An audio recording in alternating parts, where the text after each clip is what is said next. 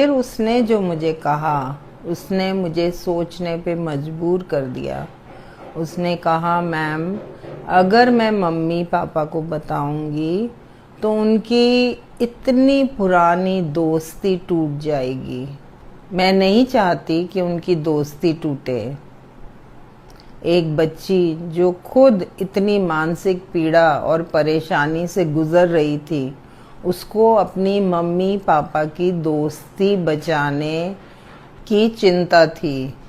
मैंने गहरी सांस ली और कहा, बेटा, मम्मी पापा को बताना बहुत ज़रूरी है। तुम्हारी सेफ्टी के लिए उन्हें बताना चाहिए। अगर तुम नहीं बता सकती तो मैं उनसे बात करती हूँ। तो उन्होंने कहा नहीं, उसने कहा नहीं मैम। फिर उसने मुझे बताया कि वापसी पे वो आगे की सीट पे आके बैठ गई थी, जिसके लिए मैंने उसे सराहा। उसे कहा कि तुम बहुत अलर्ट और बहादुर लड़की हो, और पर मम्मी पापा को बताना फिर भी ज़रूरी है। तो उसने कहा ठीक है, मैं खुद बताऊंगी। शांत होके मैंने उसे क्लास में भेजा। नेक्स्ट डे वो मुझे बाहर मिली। इशारे में उसने मुझे बताया कि उसने मम्मी को बता दिया है। मैंने उससे उसके बाद बात नहीं की। उसकी मम्मी बीच में एक दिन आके मुझे थैंक यू करके गई। और इस पूरे केस से पेरेंट्स को मैं एक चीज़ कन्वे करना चाहूँगी कि बच्चों को सिर्फ गुड टच और बैड टच के बारे में ना सिखाएं।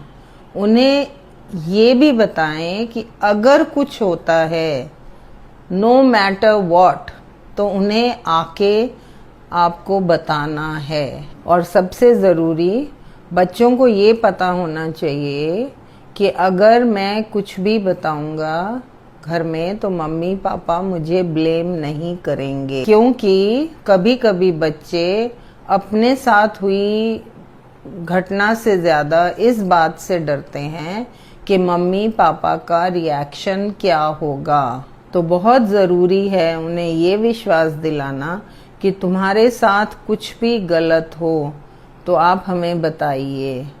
हम पहले आपको सुनेंगे, समझेंगे और तुम्हारा साथ देंगे। Thank you.